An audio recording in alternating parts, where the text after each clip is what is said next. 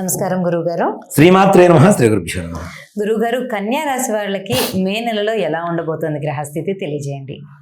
ముఖ్యంగా కన్యా రాశి వారికి మే నెలలో అన్ని రకాల నష్టాలు వాటిల్లుతాయని చెప్పవచ్చు. గ్రహస్థితి ఏదైతే ఉందో కొంచెం ప్రతికూలంగా ఉంది. అలాగే ద్వితీయార్థం అంటే మిగిలిన 15 రోజులు, నెలలో చివరి 15 రోజులు ఉంటే అవి మాత్రం మంచి గుర్తింపు తెచ్చిపెట్టేటువంటి రోజులుగా చెప్పుకోవచ్చు.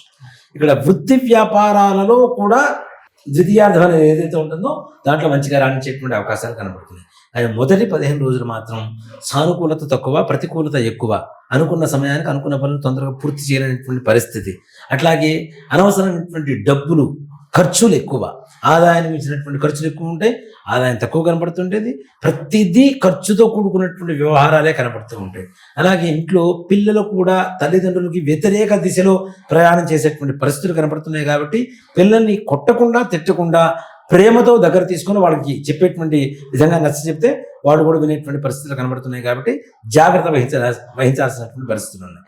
అంతేకాకుండా ముఖ్యంగా ఈ కన్యా రాశిలో ఉండేటువంటి వారికి మానసికంగా స్థిమితత తక్కువ, స్టేబుల్గా ఉండలేరు ఈ నెలలో. అంటే కన్ఫ్యూజన్, చేయాలా వద్దా ఈ కన్ఫ్యూజన్లోనే సగం సమయం గడపండి నన్ను అడిగితే, చేయకుండా. ద్వితీయార్థంలో చేస్తే మంచి యోగం ఉన్నది కాబట్టి కొంతవరకు చేసుకోవచ్చు, ఆ సమయంలో బాగుంటుంది.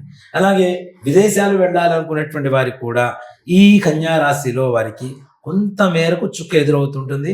చిన్న అంటే అన్ని పూర్తవుతాయి, ఏదో ఒక పేపర్ మిస్ అవ్వడం వల్లనో ఇలాంటి వాటి వల్ల మరలా వెనక్కి వచ్చి మరలా ప్రయత్నం చేయవలసినటువంటి పరిస్థితులు కనపడుతున్నాయి. కాబట్టి తగిన జాగ్రత్తలు తీసుకుంటూ ముందుకు వెళ్ళడం మంచి విషయం. అలాగే రియల్ ఎస్టేట్ రంగం వాళ్ళు, వీళ్ళకు కూడా అయినట్లుగా పని ఉంటుంది, కానీ ఎవరో ఒక వ్యక్తి వల్ల వీళ్ళకు ఉండేటువంటి నష్టం వాటిల్లే పరిస్థితి కనపడుతూ ఉంటుంది. మధ్యవర్తులుగా ఉండేటువంటి వ్యక్తులు కావచ్చు, ఏదైనా సరే కొంచెం నష్టం వాటిల్లేటువంటి పరిస్థితులు కనపడుతున్నాయి. కాబట్టి జాగ్రత్త తీసుకోవడం మంచిది. అందరినీ నమ్మకుండా ఉండడం ముఖ్యంగా ఈ కన్యా రాశిలో ఉండేటువంటి రియల్ ఎస్టేట్ రంగం వారికి చెప్పవలసినటువంటి సూచనగా చెప్పుకోవచ్చు.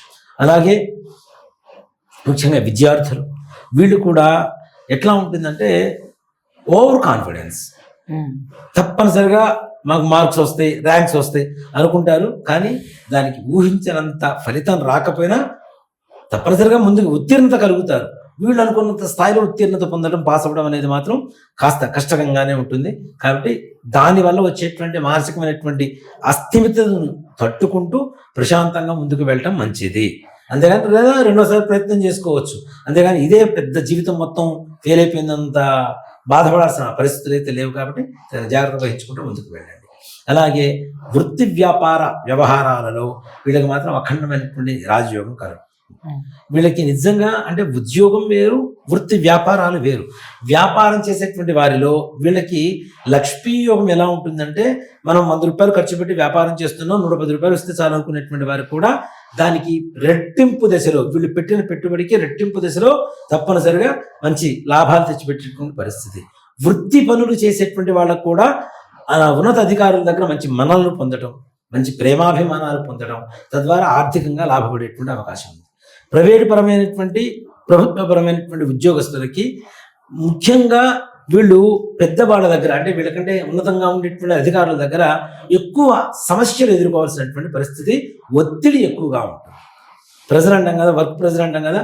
మొత్తం 10 మంది పని వీళ్ళు ఒకళ్ళ మీదనే వేస్తే ఎలా ఉంటుందో అది కక్ష సాధింపు చర్యగా కనపడుతుంది. కాబట్టి అయినా సరే మీరు పని చేయగలిగినటువంటి స్తోమత మీకుంది, స్థితి ఉంది, మీరు పని చేసుకుంటూ ముందుకు వెళ్ళండి. ఇదే భవిష్యత్తు రోజుల్లో మీకు మంచి మార్గాన్ని, మంచి నిర్దేశకతని తప్పనిసరిగా మీకు చూపించగలుగుతుంది. అలాగే ముఖ్యంగా రాజకీయ నాయకుల వ్యవహారానికి వస్తే వీళ్ళకి మాత్రం తప్పనిసరిగా కొంతమంది వ్యక్తులు వెనకుంటుంటారు. వెన్నుపోటు పొడవడం అనేటువంటిది వీళ్ళకి జరిగేటువంటి పరిస్థితి. కాబట్టి వీళ్ళకు ఉండేటువంటి ఏదైతే పర్సనల్ ఒక సీక్రెట్స్ ఉంటాయో, వ్యక్తిగతమైనటువంటి రహస్యాలు, అది బయటికి చెప్పకుండా ప్రశాంతంగా ఉండడం మంచిది. ఏదో మన వాళ్లే కదా అని చెప్పి భుజం మీద చేసుకొని పోయి చెప్తే మీ కొంప వాళ్ళే ఉంచుతున్నారు అనేటువంటి విషయాన్ని మాత్రం చాలా జాగ్రత్తగా ఆలోచించి ఉండండి.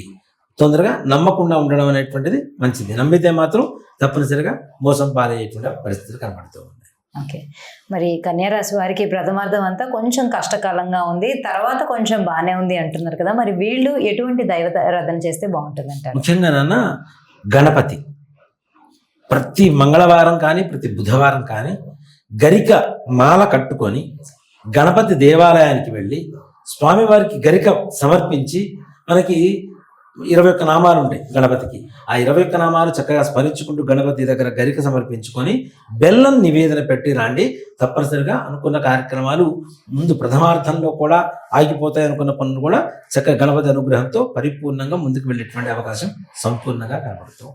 అలాగే గురువుగారు, మరి కన్యా రాశి వాళ్ళకి మే నెలలో గ్రహస్థితి ఎలాగుందో తెలియజేశారు. అలాగే వాళ్ళకి పరిహార మార్గాలు కూడా చాలా చక్కగా సూచించినందుకు ధన్యవాదాలు. శ్రీమాత్రే నమః. శ్రీ గురుభ్యో నమః.